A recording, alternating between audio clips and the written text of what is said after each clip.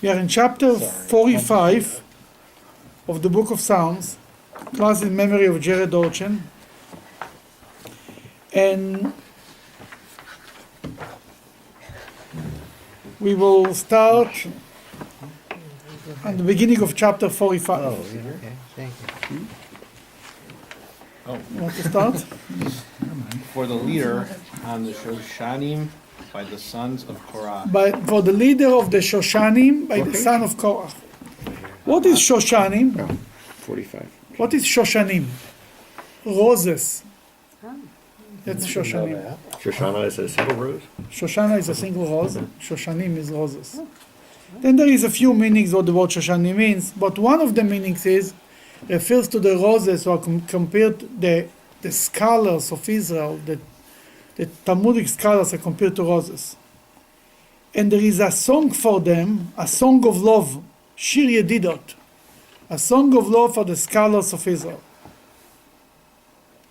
What do you want from the scholars? Let's get into it. Go ahead. A maskil, a song of love. My heart is inspired with a good idea. I say, my works are for the king. My tongue is like the pen of a skillful scribe. My tongue is like a pen of a skillful scribe. That's a very interesting expression.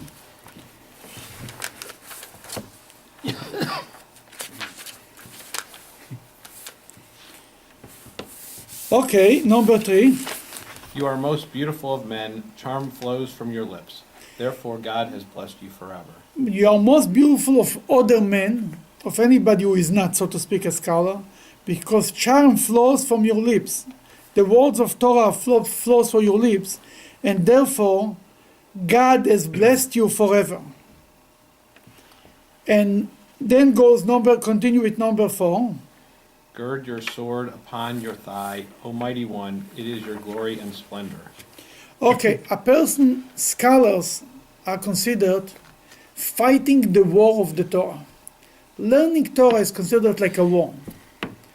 When two scholars learn Torah, they are considered like enemies when they learn Torah, because both of them are trying to achieve the truth of the story. When it comes to Torah, there is no point of trying to appease the other side. You want to know the truth, and no matter who it is, no matter how great it is, you will challenge him all the way. And if you disagree, you will say your opinion. You're not allowed to say, okay, I'll rely on you just because you're smarter than me, just because you're a nice guy, just because he trusts you. You must understand and come to the conclusion and feel right with your own conclusion.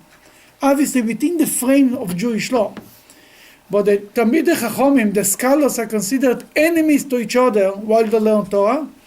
When they finish the learning, they finish like lovers. Because the argument is not about my ego and your ego, it's about the issue. Then the moment they resolve the argument one way or another, even when they disagree, they agree to disagree. Now, I will not say that every scholar is like this. That's the ideal. Obviously, there is scholars who involve their ego inside them. And that's where the problem comes. This is not like Rabbi Akiva and his students? A little bit. Well, that's the extreme. They took it to the extreme, but even, for example, Beit Shammai and Beit Hillel was an argument then that didn't go too far. I mean, some scholars will say that went a little too far in certain cases, but in general, were two school of thoughts in the Jewish people. It was during the Second Temple. You're talking about 2,300 years ago, 2,200 years ago. Disagreeing completely. Beit Shammai was almost always more on the strict side. Beit Hillel was almost always on the lenient side. But these two together, they still married each other. They still had connections with each other. They did business. They lived as one nation, even though they disagreed about everything. And later, when the halacha became like Beit Hillel, everybody had to accept the halacha of Beit Hillel. But that's what he's talking about. Then the scholar has to guard his sword upon your thigh, Almighty One. It is your glory and splendor. It's the glory of the scholar that is ready to fight for it, for his truth, so to speak. Continue. You want to continue? Maybe you want to continue. Please. In your glory, ride successfully in the name of truth and true humility. Your right hand displays awesome deeds. You see, in your glory, you ride successfully on the truth and true humility. You go by the truth and doesn't make a difference who disagrees with you. And even if you lose your friend, there is a famous story about a scholar. His name was Akavia ben Ma'alalel. He was a famous rabbi. And one day he got an offer he couldn't refuse to become the leader of the Jewish people.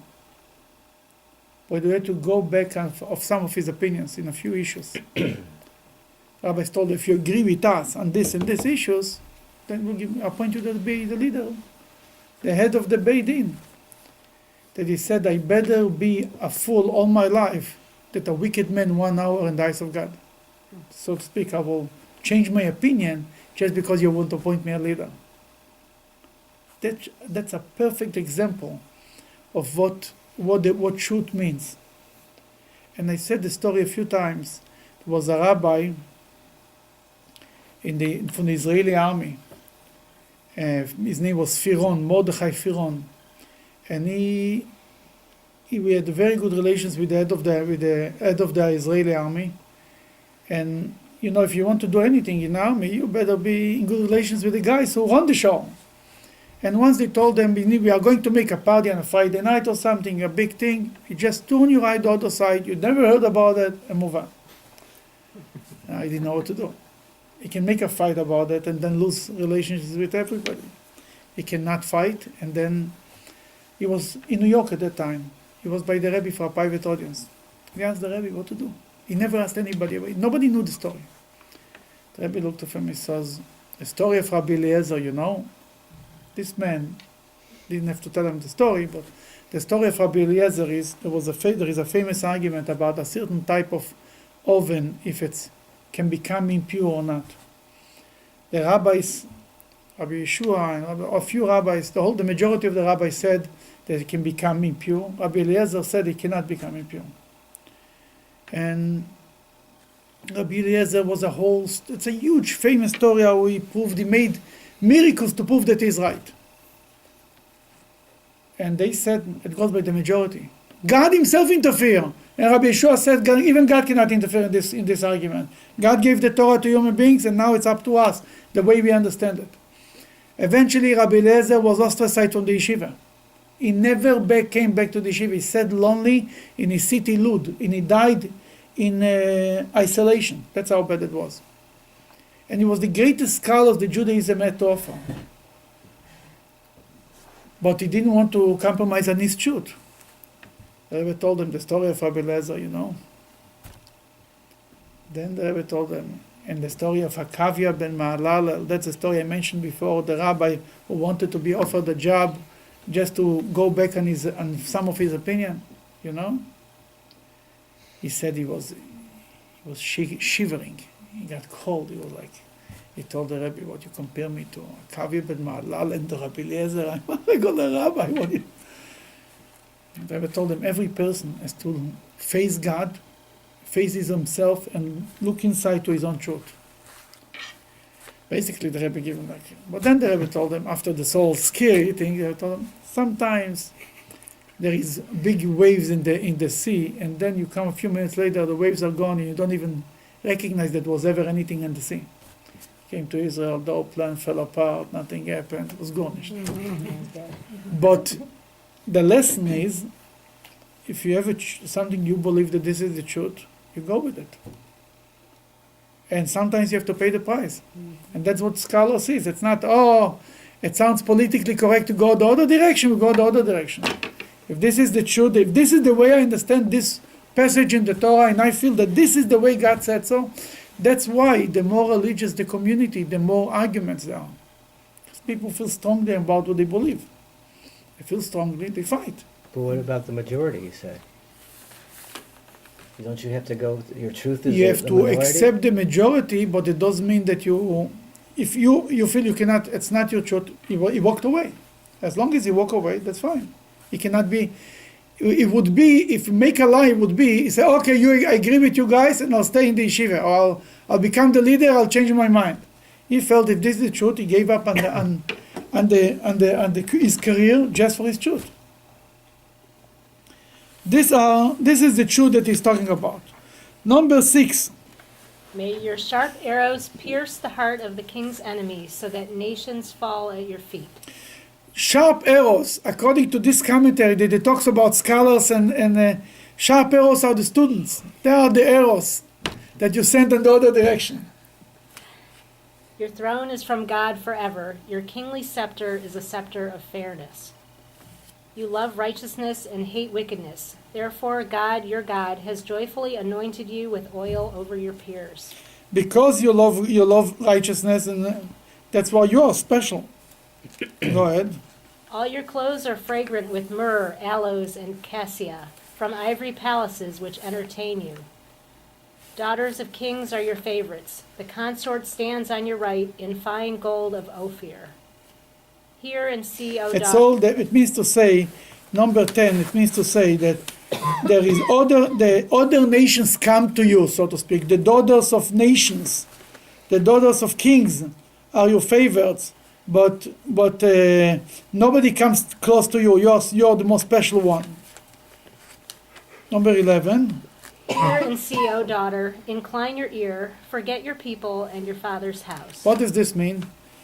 Hear and see your daughter, and listen carefully, forget your nation and your house and your where is it? Number 11. Forget your people and your father's house. Who we told to forget the people and who forgot his people and his father's house?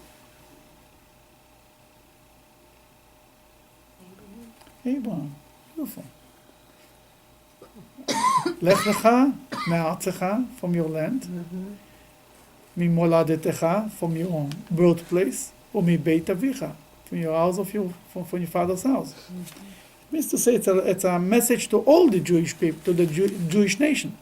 Forget anything that's around you, the people who are around you, and forget that you live among them, and your house of your parents, so to speak, you coming from originally from an idol worshipping background. Terach was idol worshipper, and accept God.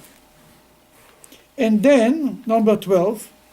Let the king desire your beauty, for he is your master. Bow to him. Okay, the king will be God. God will desire your beauty, your spiritual beauty, because he's your master, and you'll bow down to him. And at that point, when you will do this, go ahead. O daughter of Tyre, the wealthiest of people will favor you with gifts. The whole world will favor the Jewish people with gifts because they are ready to give up on idol worshipping, ready to give up on all the material things and accept God. That the whole world will try to be close to them, try to look for their closeness, if you want. The glory of a princess comes from within. Her raiment is inlaid with gold. Okay, here this line became a very famous line that represents the whole concept of modesty. The glory of the princess comes within. It means to say, it could be translated also that the glory of the witness of the Jewish girl is within inside, to be more in a modest way. That's what it means. And therefore, they become, their clothing is more important from what? It remains is inlaid with gold. Yeah. What means to say, the Talmud says that was a woman with the name Kimchis. Kimchis was a mother who had 7 sons, high priest. 7 sons that all 7 were high priests, one after the other. Wow, isn't this unbelievable? By the Jewish people, one family should be 7 sons, and nobody should say a boo. It's 7 miracles, not 1 miracle. Is that in the time of the Second Temple? Probably, yeah. Yeah, Kimchis in the time of Second Temple, I absolutely. understand. How can they all be high priests? One after the other. A few years later. One just died? Obviously. Okay. Obviously, they were not 7 high priests at the same time. That they asked her, "What made you deserve to have 7 sons like this?" that she said she was very modest in her behavior. That's why she deserves such a thing. And she's more important than, that's why she reached to such a level. Number 15. In embroidered You want to continue? In embroidered apparel she is led to the king, followed by her maiden companions, and brought to you. They are led with the gladness and joy. They enter the palace of the king. Her It's sons- all speaking in figuratively about the Jewish people entering the palace of the king, means entering God. We have it in the Song of Song in many places. Your sons will succeed your ancestors. Your sons will succeed your ancestors. That's the whole idea of inheritance. When your children will stand in the place of the parents, they will continue the same tradition. You will appoint them as princes throughout the land. I will commemorate your name for all generations, so people will praise you forever and ever. Before we mentioned you love righteousness and you hate wickedness. That's one of the things. Then the Medrash says, the Medrash refers to a few people in the Bible, in the history of Judaism. What he says, it refers to the prophet Isaiah. What's unique about Isaiah?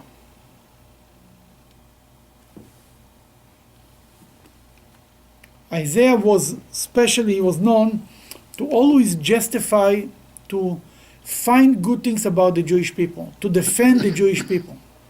Always. And therefore God loved them more than any other prophet. If any other prophet was appointed by the prophet before him, all the way to Moses, Isaiah was appointed by God himself, so to speak. Always because he was saying comfort and defending, saying good things about the Jewish people. And even he got in trouble once. Can I ask you a question about prophecy? Mm-hmm. Does the prophet only speak prophecy, or does he just talk like you and I are talking? Sure, he talks regular He's a talks. human being. Sure, but he has moments that he is giving prophecy. Not all the time. Absolutely not.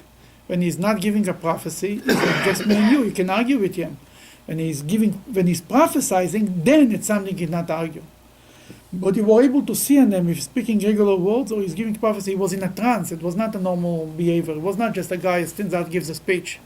It was like he was controlled by a stronger power, by another spirit. It was like in a different world. Therefore, the prophets were called.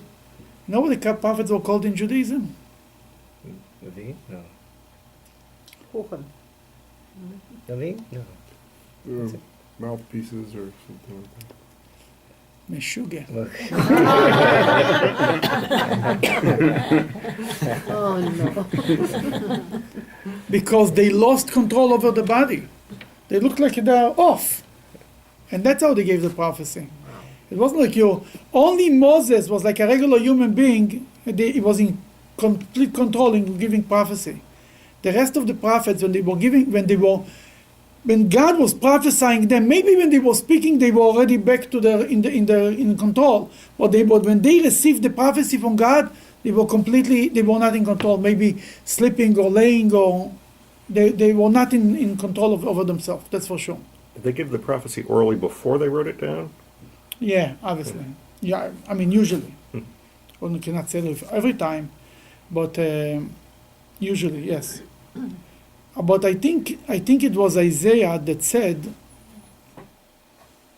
that when Hashem told them, "I want you to prophesy," he said, I'm sitting among a people who has impure lips, right? Yep. It was Isaiah. Mhm. He says, I'm an impure person, and I sit among a people who have impure lips. Just for this alone, he was punished, that in his prophecy, an angel went and burned his lips a little bit for speaking a bad thing about the Jewish people. And Isaiah is considered a good prophet that always defended the Jewish people. That's why he gave us the most comforting prophecies that the Judaism has to offer is from Isaiah. Every time Isaiah starts a prophecy with two words, Uri, like in a double expression, Nachamu, Nachamu Ami. You understand that it's a higher level of comforting than the rest of the prophets have. And all is God because he always liked righteousness. What means he liked righteousness? He liked to defend the Jewish people. You see, to find failures of the Jewish people is not hard. To say bad things about others, about anybody, is easy. But for this, God doesn't need a prophet. For this, he has 6 o'clock news. They only concentrate on bad things. Finding good about the Jewish people. And that's what the greatness of Moses, that he always defended the Jewish people. And that's any prophet who defended the Jewish people, God loved them. To say bad things, we have plenty. And that's what we have to learn. If you want to be the first step to be a prophet, is first of all saying good things about the Jews. Let's start with this, then we'll talk. Can there be another prophet in modern times? In essence, Possible? yes. In essence, yeah. God, let's say God wants to, you wake up one day, you think you're a prophet. I mean, don't say it loud. You might be locked up, you know what I mean? But in essence, yes. It's not written anywhere. It's officially, the era of prophecy was concluded in the time of Haggai, Zechariah, and Malachi. Malachi, the Bible ends around 2,500 years ago. But it doesn't mean, when you learn Maimonides, it could be tomorrow a prophet, yes, absolutely. Then even that official prophecy was concluded, people with the Spirit of God were throughout history. People who had a higher level of what is called intuition, spiritual intuition, who were able to connect to God and feel right from wrong, what God wants from us to do today, they were throughout history. Maimonides was such a person. Throughout history, there were people who had certain levels of prophecy every time throughout, and the Baal Shem Tov and the Chabad rabbis. And I mean, you saw. This is people who said, how you test a prophet? He says the future, and you see if it's being fulfilled. Mm-hmm. These people said the future, and they were right, time and again. But they didn't have the authority of a prophet. You understand? The authority of a prophet is somebody who says, "So says God." If you disobey a prophet, you deserve that. That's authority that nobody has today. But to know what God wants from us, that could be today too. Absolutely. Is Moshiach considered a prophet or no? Absolutely, the ultimate prophet. Okay. They said before also, the daughters of the king will go after you. Who is the daughters of the king? The Medrash says it refers to Hagar. Who was Hagar? Ishmael's mother. Hagar. Hagar? Yeah. You mean the Abraham? She Abraham's wife. was the daughter of Pharaoh. Daughter of Pharaoh. That's what I'm saying. The daughter of the kings who went after the Jewish people. Hagar gave up on life as a princess in her father's house by Pharaoh, and she wanted to become her father said, you better be a maidservant by Abraham than a princess in a Egyptian house, in an Egyptian king's house. And she cleaved to the house of Abraham, and because of that she eventually deserved to marry Abraham. And she had Ishmael. That's the daughters of the king who are going after the Jewish people. That's one example. This whole psalm is like this. Every single verse. Not a lot of the other psalms are more direct. This is a very hidden. If we didn't have you to tell us If I wouldn't have the book. commentary, Yeah, I wouldn't have the book. I would never know. And he says in Numbers 17, your sons will succeed your ancestors. It means to say, everything that Judaism believes, and you see it in the Bible, everything that happens to the parents happens to the children. By whom we see it very clear. Abraham. For example. Yeah. One digs the wells, and the other comes along and digs the same wells. As bad as it, as good as it by Abraham and Isaac, who were it's even worse? Jacob and Joseph. Everything that happened to Jacob happened to Joseph. Jacob was the fight about the birthright. Joseph had the fight about the birthright. Jacob had to run away from home for 22 years. Joseph was away from home. everything that happened to Jacob happened to Joseph. Then it means, what does it mean to say that all the tzores will come to us? That Hashem says, no, you will be like your fathers, but in a good way. That you will, in the end of the day, we will be princes throughout the land. We will rule the land. It doesn't mean rule the land physically, but rule the land in a good way, that the world will respect what Judaism has to offer. Okay, now we'll go to chapter 46. For the leader by the sons of Korach, a song of the Alamos. Alamot. What's Oh, Alamot? Alamot. What's Alamot? It has to be an instrument. Fort in Texas.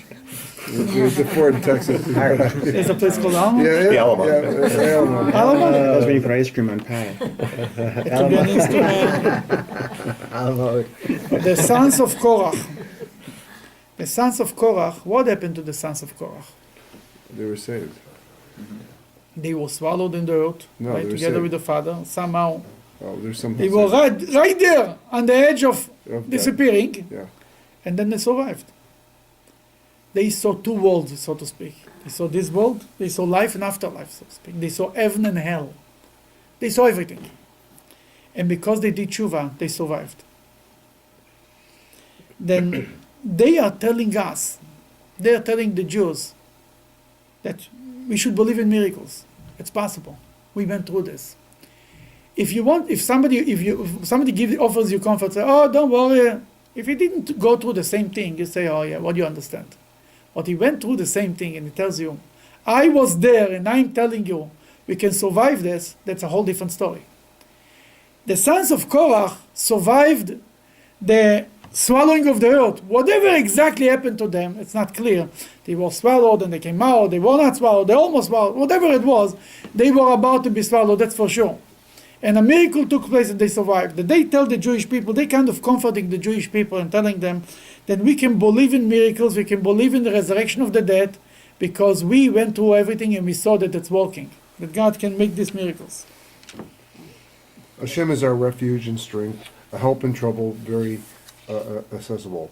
Therefore, we are not afraid when the earth is transformed and mountains topple into the sea. When is the earth transformed and a mountain trampled? At Mount Sinai, and also when Moshiach will come, it's like the world will change. It says, don't worry, nothing to reason to be afraid of this kind of things, because he survived everything. When waters rage and foam, mountains quake in his majesty, Salah. There's a river whose streams gladden Hashem's city, the holy dwelling place of the Most High. Hashem is in its midst, it will not topple. Hashem will come to its aid towards morning. Hashem will come God will come to its aid towards morning. What does this mean, towards morning? Well, generally we move from Gaboris in the nighttime to Yeah, that Mark wants to give us a taste of Kabbalah. Night is Gvura. Day is Chesed. Where we see it? How we know it? Where we see it in the Bible? Probably in Genesis. For example, In the beginning. maybe not in Genesis. Maybe in Exodus. Oh, with We always see- pillar of cloud? Where we see Gvura at night. Gvura means strictness, judgment, discipline at night, and kindness in the morning. Ninth plague. The night Darkness? darkness was even The during the pillars day. of cloud. No? You're not giving it to me? No? No, the killing of the firstborn. Beautiful. Right. When was the killing of the firstborn? Midnight. Midnight. When the Jews left Egypt? during day. Midday. Day is Chesed, night is Gvura. Here he talks about almost early morning, right? Towards morning. Towards morning. What happened towards morning in Jewish history? The manna. Not bad. Fine bad or something. What happens towards morning? You know. Twilight of the sixth day. You all know. No. Sunrise. High night, sunset. That's nice. What happened towards morning? What happened toward morning? Was that when the Egyptians went into the water? The splitting of the sea, exactly. What else? No. Another very important event. The angel Mount that was Sinai. wrestling Mount Jacob. Sinai. Mount Sinai. The whole when God revealed Himself to the Jewish people, gave the Ten Commandments. Early morning. Oh, I And thought towards it was- morning, God came to our assistance towards morning. He came to our assistance by the sea, when the Egyptians, the whole splitting of the sea, early morning was right by the end of the night, just the beginning in dawn, before dawn a little bit, and then it was the whole thing. A whole night was a big wind, and in the early morning the Egyptians were drowning. At this fixed parsha, actually, we're going to read about the Shabbos, and we might even speak about the Shabbos. Then all of this happened early morning. That's what he's referring to it here too. Nations raged. You want to continue? We are on page 133, just if you want. Number Nations rage. 7. Through Mark? Please. Nations rage, kingdoms topple with the sound of this thunder, the earth melts away. God of, That's really describes Mount Sinai if you want. Go ahead. God of hosts is with us, the God of Yaakov is our protection, Selah. Come and see what God has done, how he has wrought havoc on the earth. Okay, this line, number 9, come and see what God has done, how he has wrought. Rot. What's wrought? Rot. Made. Made. Mediated. This He free- made it, what he made it? This free will? A work on the Havoc. earth. Havoc. What does this mean? What exactly does first mean? Free will. He made a mess of the world. Like he showed his strong hand, so to speak. Yeah. Asher shom in Hebrew, shamot could mean havoc. He made he destroyed the world, so to speak, or it could also mean the word shemot. What shemot? Shame. Name. Names. Then some rabbi said, you can see that by the name of the person, you can tell the person's life. God, by giving a human being, is giving names to people. The name tells the story. And it was a known thing by many rabbis in the Talmud to say, what's your name? That's why you're doing this. That's very, very much into names. For example, Noach. Why is he called Noach? Noah. In Hebrew is Noach. What's Noach means? Comfort. Noach brought comfort to God because he was the only good guy around. Avraham stands for the word Avram. He was a leader of nations, a very special, a father of the nations. Yitzchak comes from the word schok, joy, laughter, that he brought laughter when he was born. Yaakov comes from the word hill. Then his name Israel. Israel means to be a sar. A sar means to be a minister, to be a leader, li rosh, and goes on and on and on. Meir means illuminating. And you see, it was in the time of the Talmud, and later, and the Rebbe was very big in it too, that the name of the person says a lot about the person. If you must meet a person with a certain name, is to tell him right away what his name means to him. What's the meaning of his name? Kind of, you have to live up to your name. These are Hebrew names, I'm assuming, not English names for the most part. You're right. But even English name, if that's the only name of the person, that the name should have a meaning to him.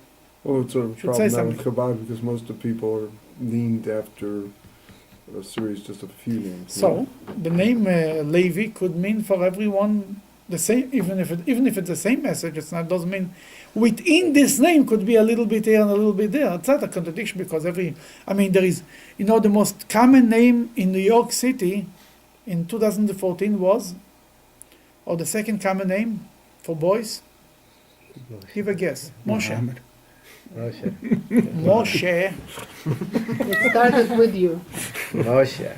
You started it. 2014 in New York City, the most common name was Moshe. Wow.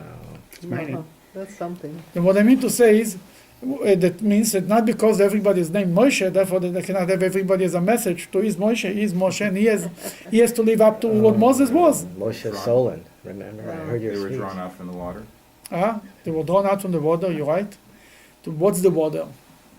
Talking about the name Moshe. What's the water? Cover. The water covers the sea, right? You don't see the land of the sea. You see only the cover. You see only the water. The raging waters are compared to to life. The hustle and bustle of life. They're running and all the missing. We're constantly busy. We're running. We're coming, going. It looks like life is swallowing. All the waves of life are swallowing us up. We are drowning into the little things of life. And the job is to pull ourselves out from the water. Just like you pull out Moses from the water. Even more, this week we read about the splitting of the sea, right? The job is to split the sea. The sea covers the land, covers what's underneath the sea. The world is a cover-up of God. The job is to uncover God, to split the sea. Splitting the sea is not only Moses with a stick. Every one of us has to split the sea. And what you'll read in this week's parsha is, God tells the Jewish people, what are you praying? He tells Moses, what are you praying? Go out and split the sea. Sometimes don't stay in the shore and pray. Go out to the big world and split the sea. What means to split the sea? Find God in the daily life. In the working place. In what you do. Be a Jew. Serve God wherever you are. That's the splitting of the sea. That's Moshe. It's the going out of the water, not being afraid of the water, not allowing the water pulling you down, but fighting. What's the sign of a living fish? Swimming. No. Backwards. Swimming against the current. That's a sign of a living fish. Everybody else is doing it. No, you are that fish. You're swimming against the current. That's your sign that you're alive. That's what it's all about. I know I mentioned it, maybe this isn't at the part, but does free will come into that, to this one? And To what? I heard that one of these, maybe it's not this one, God brought to the world. It's in the Psalms, free will. In one of these, no? I'm sure that there is I many think times. I think it might be this one. Maybe. Okay. Number 10. He puts a stop to wars throughout the earth, breaking the bow, snapping the spear, consigning chariots to the fire. Desist, realize that I am God. I dominate the nations, I dominate the earth. God of hosts is with us. The God of Yaakov is our protection. Selah. Thank you. Now we'll go to chapter 47. Chapter 47 is a chapter that we recite when? It's a hard question. If you don't pass this test, I will not. You'll not lose points. This chapter is being recited before we blow the shofar. Yeah, right there. It's only once a year. I don't know, people to remember once a year. That's asking for too much. Not only we recite it once, we really the right way to do it is 7 times. To recite the same chapter 7 times. Why we recite it 7 times? Because there is one line which is very meaningful is speaking about the blowing of the shofar. It's written, the last word of this page in Hebrew is truah. Truah. Truah is blowing. It's written about how we know that we're supposed to blow the shofar on Rosh Hashanah.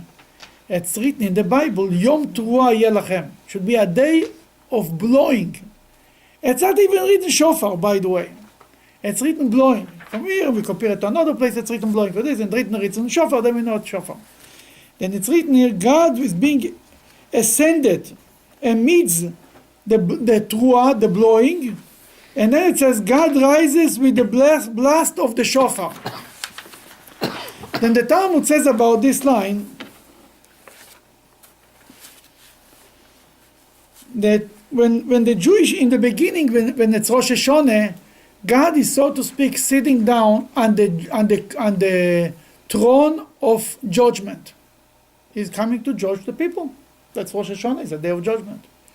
When the Jews blow the shofar, God is moving from the throne of judgment to the throne of mercy, and judging the Jews in a merciful way, not judging them according what they deserve, but in a merciful way. That's what the shofar is accomplishing.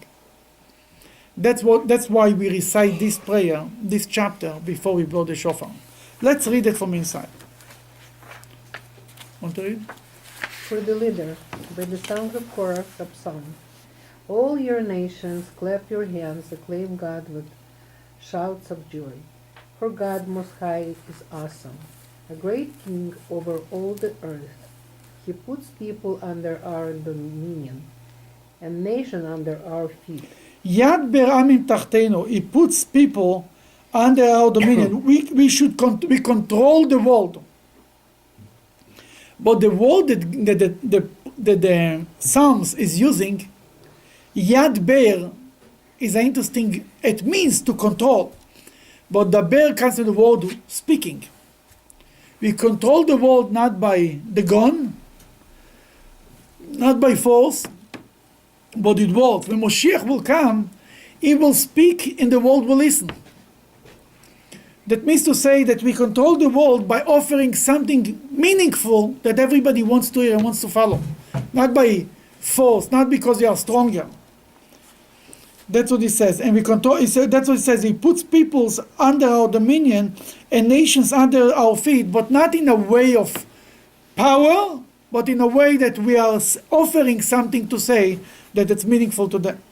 Then he says in number 5 something very interesting. He chooses our heritage for us. He chooses our heritage for us. The I cra- thought we are choosing the heritage. Heritage, the Torah. Yeah, who chose Torah? We God. chose, God chose us. What's going on? God. That we are the chosen people. God chose us, right? Then God asked us if we want to receive the Torah. We said yes. What if we would say no? That's it. We wouldn't be around. You're on your own? We wouldn't be around. This is true too. From Mount Sinai. You're right. It means God shows us that it was deeper than the Torah. It was stronger. It comes from a higher level. Just stop. God chose our heritage. He chose us. He chose what we're going to choose, so to speak. What are you going to do? And when we blow the shofar, what happens on Rosh Hashanah? A person throughout the year, he wasn't perfect. Wasn't even close to perfect. Comes on Rosh Hashanah and says, oh God, I'm sorry. Why should I? What sorry? You said it last year. You said it 2 years ago. You said it 5 years ago. What changed? Why should I forgive? Why should God forgive us again and again? We are touching in God. We're reaching a point in the relationship with God that it's above calculations. It's above what I owe you and what you owe me and what I did and what I didn't do. The best example is that, sometimes happens rarely. What it happens? Very rarely, I hope, that a brother and a sister don't talk to each other for 20 years. Never happens in America, but in the olden days it happens. Then they come to a funeral usually of one of the parents. Usually then everybody makes up. They come and they hug each other. What really changed? They still forgot about all the grudges that they had. But they suddenly realize that the connection between them is so deep that it doesn't make a difference what happened in between, all the bad blood. They are sharing such a deep connection that all of the above doesn't make a difference. That's what is happening in Rosh Hashanah. When we blow the shofar, what's the shofar blowing? It's not prayers. We are not saying anything. We're not even singing anything. The shofar blowing is an outcry. It's a scream that comes out who represents the depth of our soul, something that words cannot express. The example of the shofar blowing, as it's written, there is a parable from the Baal Shem Tov, or from the Maggid of Mezrich, one of these two. It says a story about a son of a king who decided he wants to go to the world. This country is too small on him. He's going to the big world. He went and he went to a country that he found people that he liked them. They were different, and he started to learn their language. And he was so immersed in their life that he forgot his own language. He was 4 years there, 50. Who knows how long? One day he woke up. He wants to go back to his father. He's missing the king. He makes the journey. He comes back. He travels. He comes to the palace. He wants to go in. He doesn't know the language. He forgot the language. He didn't speak it for 50 years. He never heard it. Forgot. Not only forgot the language, he says nobody recognizes him. You understand? Like, I'm sugar. He's such a guy. He's not going to be taken to jail. I mean, he's crazy. Somebody was trying to break into the White House. The same idea. Suddenly, he started to cry.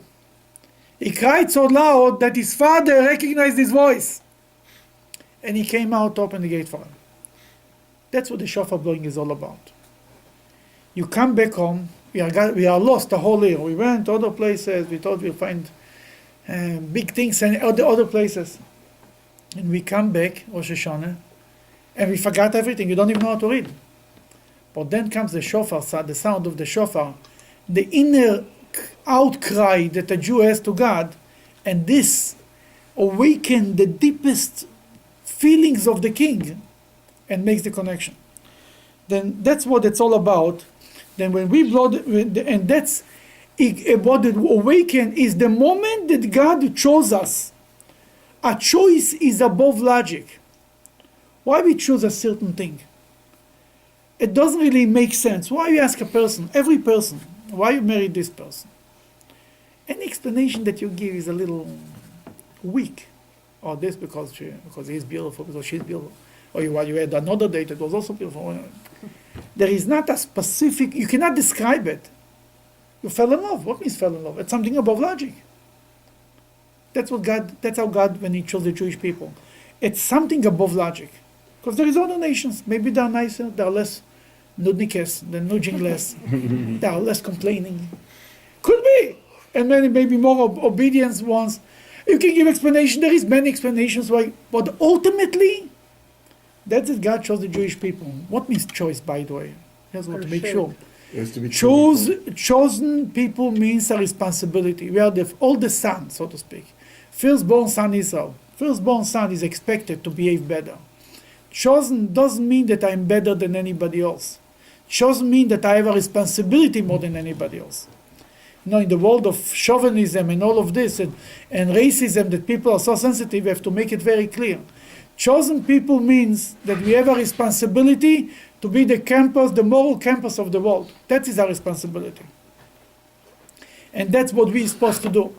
And that's what means that God chose us. But what I mean to say is, why us and not anybody else? Ultimately, there is no explanation. And what we try to do on Rosh Hashanah is to touch this point. And when we touch this point, we are awakening in God the good old love that we will find each other, that God found us, and it was before we proved ourselves, before anything, and God still chose us. And then He will forgive us once again. Number 6, we want to continue. Ascends and you want to do it? Go ahead. Go ahead. God ascends amidst acclamation. God rises with the blast of the shofar. Sing, O sing to God, sing, O sing to our King. For God is the King of all the earth, sing a song. God is the King of all the earth. The whole purpose of Rosh Hashanah, if you read the prayers, is to recognize God as the King of the earth. We're praying in Rosh Hashanah that every creature, that everything in the world will recognize that you're the King. The moment the world, every one of us would recognize that God is the King, we would all behave. We wouldn't worry so much because God is the King. God is right here. If we would feel the presence of God in our life, it wouldn't be problems. Everything would be good. Then really, Rosh Hashanah is a universal holiday. It's not just a Jewish holiday. Because we want every human being, every creature to recognize that God is the God of the earth. Is God who is the creator of the world. That's what he says here too. In number 9, continue. God reigns over the nations. God is seated on his holy throne. The most noble of nations assemble, the people of the God of Abraham. For the protectors of the earth are with God.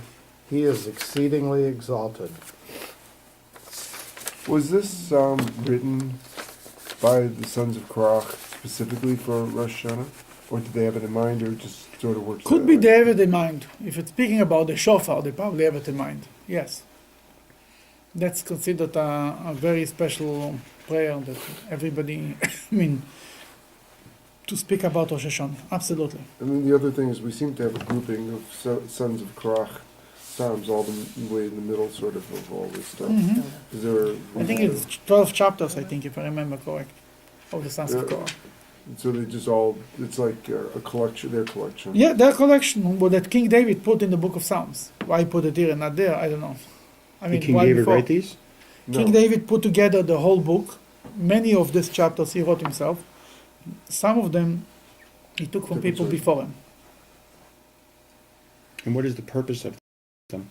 Is it to remind us of the past, to prophesize the future? All of the above, and most importantly, to have a relationship with God. The book of Psalms is the ultimate prayer book of the Jewish people, It was the original one. and the original prayer book. This is how we communicate with God. If you want to speak to God, don't people say, I pray to God all the time. How long can you pray with your own words? 2 lines. God, I need this, and I need this, and I need this. Can I ask The you one- prayer is over. can I ask you a question about this is part of the Bible, or the... Sure. Right. So are the Scriptures. some of the other ones, the scriptures. Is the Word of God in all up at this the whole scriptures? Is it the Word of God, or is it just the Torah? It's considered, yeah, sure, it's by prophecy written.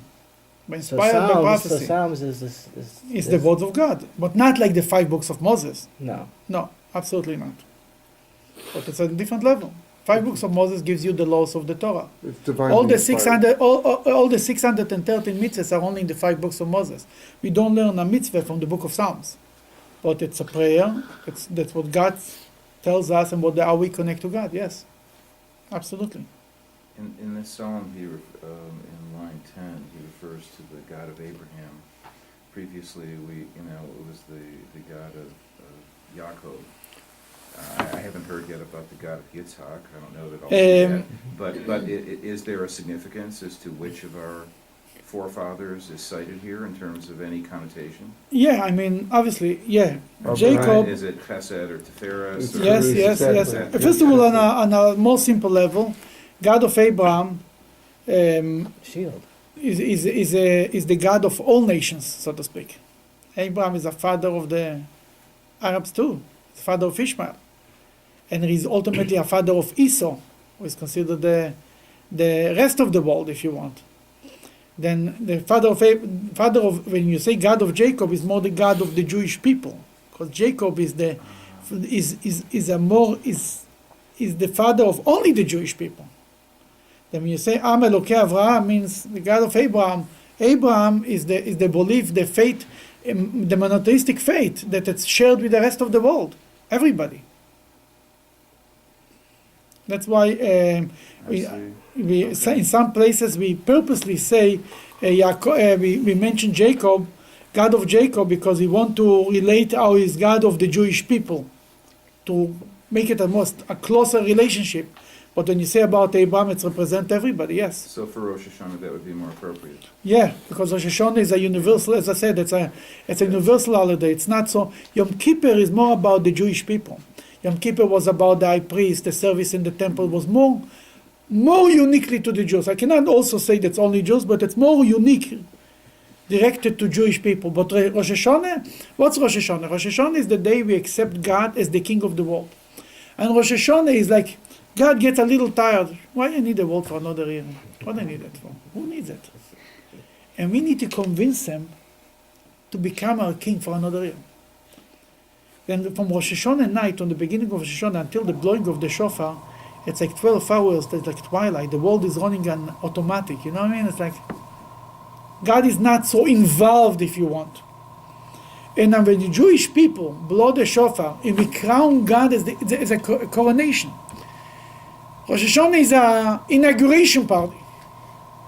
We are inaugurating God all over again as the King of the world. Then really, when you learn Kabbalah and Hasidus, you realize we are not busy so much with the Day of Judgment. That's more Yom Kippur, Day of getting a good year. Rosh Hashanah is more a coronation, a party. And who is crowning the God? I think the great God of the world. Who is crowning? Simple Jews coming together in a little shul in Solon and blowing the shofar. They are crowning God. And that's what God is waiting. And when the Jew says, God, please be our king one more year, that's the whole prayers, if you look good. That's what the Rosh Hashanah is all about. God decides to be a king and to relate to the world for another year. That's what it's all about.